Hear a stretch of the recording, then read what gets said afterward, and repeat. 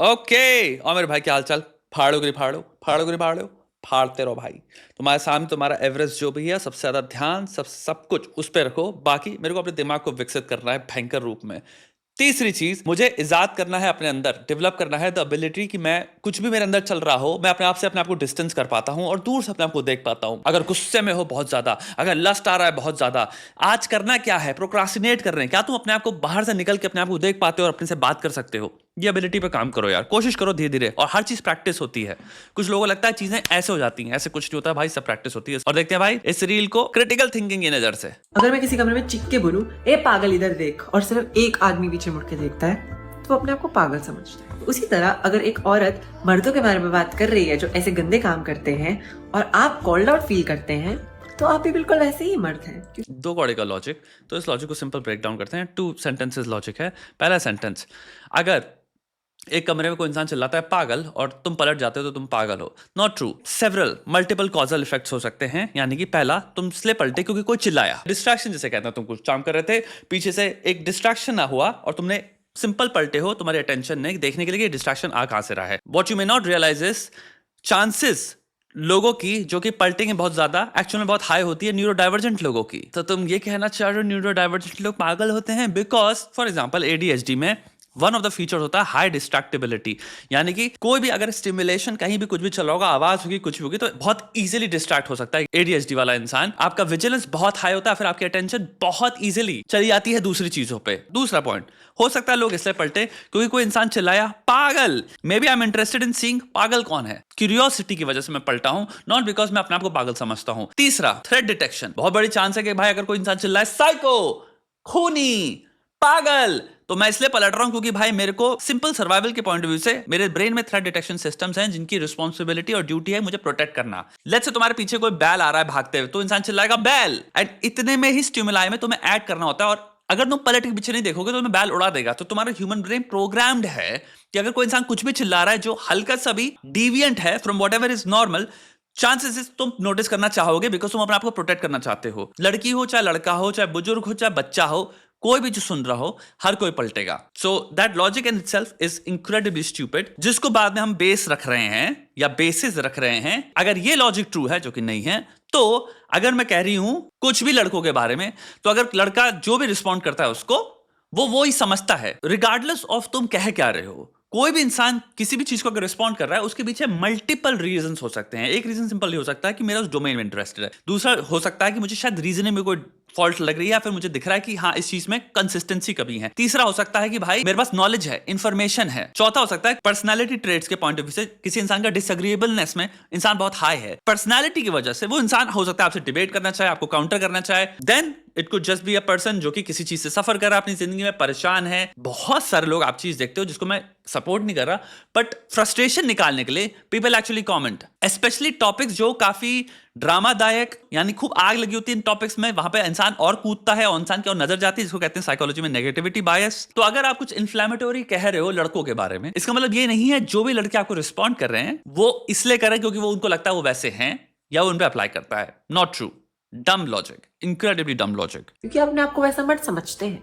मैंने एक बात नोटिस करी है, we all know about this case that just Kolkata doctor वाला happened, but मैं जब भी किसी लड़की का वीडियो देखती हूँ who's talking about her experiences with men and the heinous crimes that men have committed, हमेशा उस comment section में मर्द लिखते हैं not all men, not all men। उनसे मेरा सिर्फ एक ही सवाल है। मैं यहाँ पे बस सिंपल फॉलो कर रहा हूँ 1 2 3 पॉइंट, ठीक है। फर्स्ट पॉइंट था जो आपने लॉजिक दिया, कपूट हो गया। अगर कोई इंसान नॉट ऑल मैन लिख रहा है, अगेन कॉजल डिटर्मिनेंट्स मल्टीपल हो सकते हैं, one of which could be guilt stemming from high empathy. For example, एक पर्सपेक्टिव हो सकता है द पर्सन रिकॉग्नाइजेस की सिचुएशन एक्चुअली बहुत खराब है, एंड सिचुएशन जब भी खराब होती हैं, most people very quickly resort to huge blanket generalizations. There is a huge portion of men, huge by the way, who are not doing this, who will protect, who will, अगर उनके सामने कुछ हो रहा हो, defend, stand up. Second hypothesis could be, जो ये करते हैं कर्म, ये इतने वाइल दो कौड़ी के कीड़े प्रकार के मर्द हैं, आदमी हैं, व्यक्ति हैं, कि आप शायद नहीं चाहते हो एसोसिएट होना उनसे, क्योंकि आप वैसे इंसान नहीं हो, आपकी वैल्यूज वैसी नहीं है। आप किसी लड़की को देख के आपका ये नहीं हो रहा कि भाई छेड़म छाड़ी करें,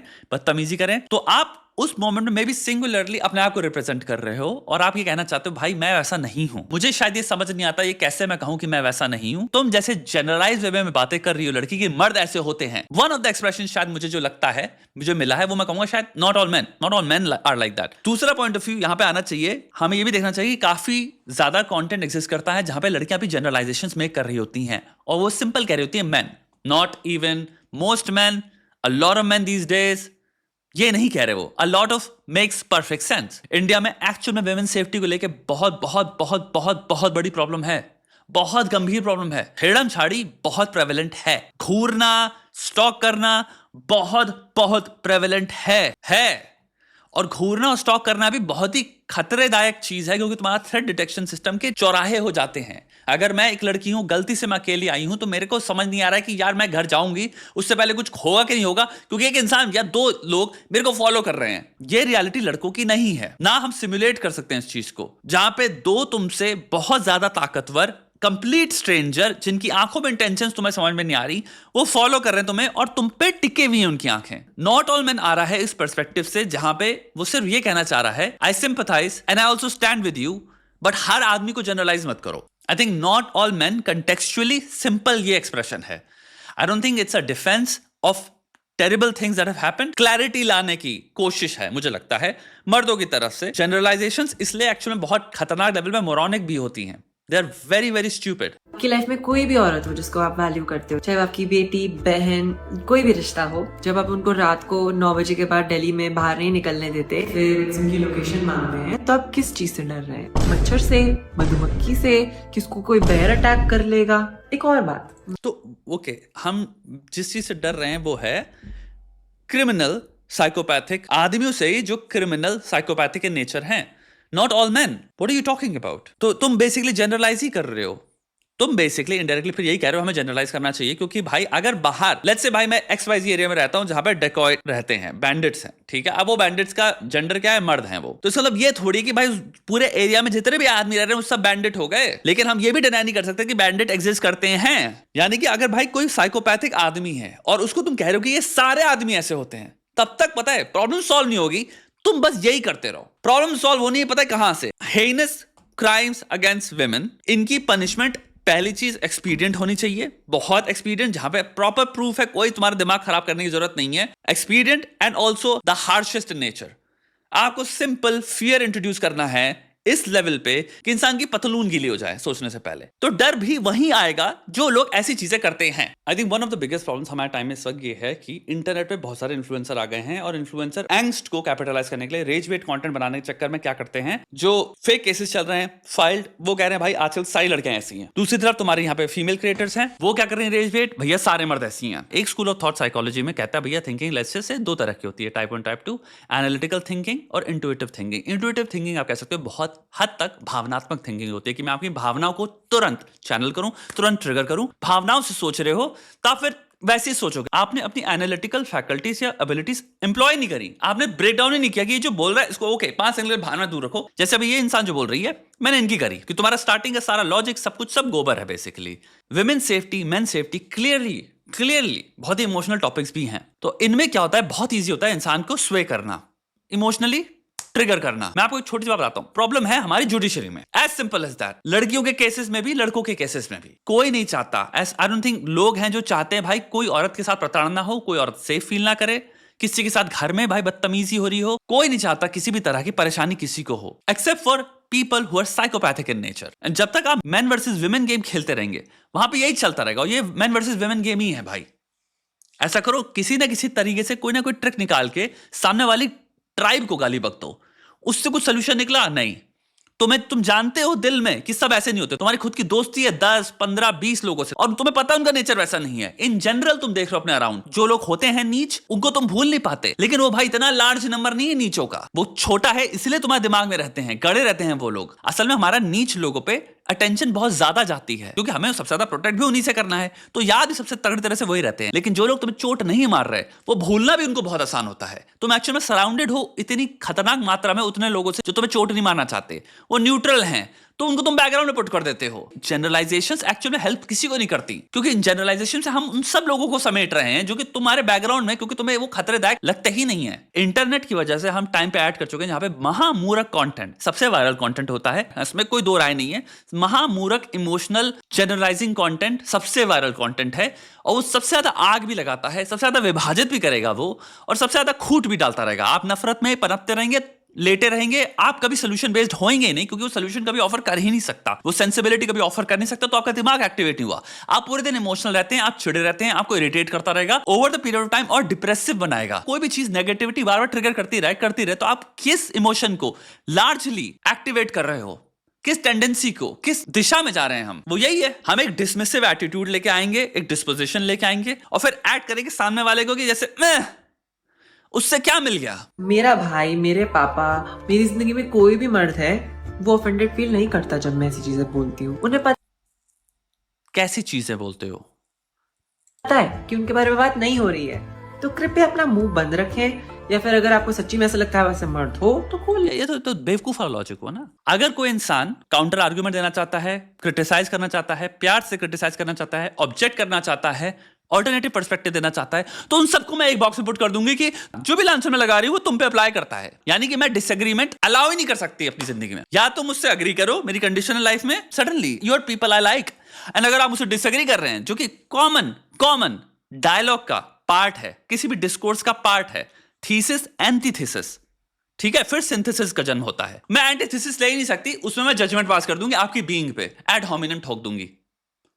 अब बताओ ऐसे सोचने वाला इंसान कितना प्राउड है बाय द वे। मैं तो एक ही जिंदगी औरत और मर्द की तरह जी चुकी हूँ, एंड आई कैन कंफर्म, जिस तरीके से अनन्या पांडे को बोला गया था कि जहाँ पे हमारा स्ट्रगल खत्म होता है उनका स्ट्रगल वहाँ पे शुरू होता है, उसी तरह औरतों का स्ट्रगल जहाँ पे खत्म होता है वहाँ पे मर्दों का स्ट्रगल शुरू होता है। या मे भी चीजें बाइनरी नहीं है ना, maybe different context, different situation, different circumstances, different conditions, different geographical regions, different जगहों पे तुम देखेगा लड़कियों को, काफियों का प्रिविलेज बहुत हाई है, उनकी लाइफ में स्ट्रगल्स एक्चुअली बहुत कम है। वहीं पे दूसरे तुम्हें लड़के मिलेंगे जिनकी लाइफ में स्ट्रगल्स इतने हाई हैं, इतने हार्ड है, इसकी कोई हद नहीं है। डिफरेंट परिस्थितियों में लोग डिफरेंट चीज एक्सपीरियंस कर रहे होते हैं, और उन में भी कॉन्टेक्स्ट डिपेंडेंट परिस्थितियों के हिसाब से हमें देखना चाहिए कौन से इंसान की जिंदगी कैसे चल रही है। हर एक का दुख अपनी independent respective to their life and situation जायज है। क्यों किसी के दुख को कम करके कहना कि दूसरे का दुख ज्यादा है? बहुत सारे लोग हैं जिनके घर में किसी की मृत्यु हो गई है। एक लड़का 18 साल का पढ़ाई लिखाई सब छोड़ के अपने सपने का कच्चू मर करके 2 जॉब्स कर रहा है, भाई पूरे घर का खर्चा उठा रहा है, अपने छोटे भाई या बहन को भी पढ़ा रहा है, अपने मम्मी का भी ख्याल रख रहा है, वो कर रहा है। अब ये कहोगे उसकी जिंदगी का कोई कठिन नहीं है, क्योंकि एक लड़की लेट्स से भाई मल्टी मिलियनर घर में पैदा हुई है, भाई आराम से अपने यूनिवर्सिटी जा रही है, उसके बाद जाएगी बाहर येल यूनिवर्सिटी में, कोलंबिया में पढ़ने, क्योंकि उसके घर वाले इजीली अफोर्ड कर सकते हैं भाई। फिर वहां पे अपनी जिंदगी जिएगी, फिर वापस आएगी, फिर कहेगी अब यहाँ पे एक लॉजिक लगाते हैं। द रीजन वाई सिद्धार्थ और अनन्या का जो सेंटेंस था, it made sense because 2 examples हमारे सामने थे। एक इंसान जो कि इस प्रिविलेजेस से नहीं आ रहा वाज कंपेयर टू पर्सन जो क्लियरली प्रिविलेज से आ रहा है, जिसके पास कनेक्शंस हैं, हर तरह की रिसोर्स अवेलेबिलिटी है, सोशल कॉन्टैक्ट्स हैं, तो उधर इट मेड परफेक्ट सेंस। अभी हम वेग आदमी और औरत कॉन्सेप्ट की बात कर रहे हैं, जो कि बिलियंस ऑफ पीपल की बात कर रहे हैं। बट ये कहना इन जनरल लड़कियों की लाइफ हार्ड होती है, I understand, makes sense, perfectly make sense. Empirical generalization पे यही बहुत खूबसूरत चीज होती है कि वो ये कह रही होती है कि इसको बेसलाइन की तरह रखो। यानी कि जब आप घर बाय घर जाने लग गए तो आपको दुख अगर देखना ही है, वो आदमी औरत दोनों के जीवन में मिलेगा। दुख दर्द पे मोनोपोली थोड़ी है किसी की, लेकिन हाँ सोसाइटी के पॉइंट ऑफ व्यू से, क्वालिटी के पॉइंट ऑफ व्यू से, इन जनरल देखा जाए, एक एम्पेरिकल पॉइंट ऑफ व्यू से, औरतों की लाइफ में बहुत ज्यादा परेशानी है, और वो परेशानियां आदमियों के जीवन में नहीं है। लेकिन दूसरे तरह की परेशानियां हैं जो आदमियों के जीवन में है, बहुत अलग नेचर की, जो शायद औरतों में नहीं एक्सिस्ट करती। चीजें कॉम्प्लेक्स हैं, इतने फालतू के जनरलाइजेशंस लेके doesn't also make sense. And that's the difference. Okay.